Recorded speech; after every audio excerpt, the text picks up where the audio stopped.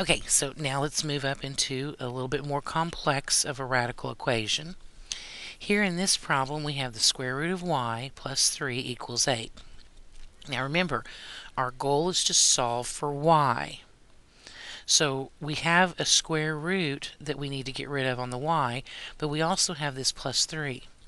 Now this plus 3 is outside of the square root.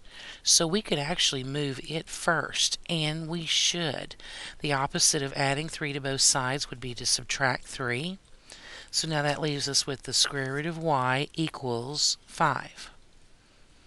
Now you should always do that. You really want your radical to be alone before you start adding and subtracting things to both sides. So now we can get rid of the radical because the opposite of square root would be to square both sides. Squaring the square root undoes itself. So here we have y equals 5 squared, which is 25. Now we do need to check it. Always checking our answer. So that says the square root of 25, which we found to be y, plus 3 is supposed to equal 8. Square root of 25 would be 5 plus 3 does in fact equal 8, so our answer is y equals 25. Let's try it again with this problem here. Here we have our 3 times the radical x plus 5 equals 8. So here we have a lot of things going on. Now, if there was not a square root here in this problem, and we just had 3 times x plus 5 equals 8, wouldn't you move the plus 5 first? It's really no different. We want to get that x alone, or that variable alone. So we're peeling things away from it just as we normally would. Instead of adding 5, the opposite of that would be to subtract 5.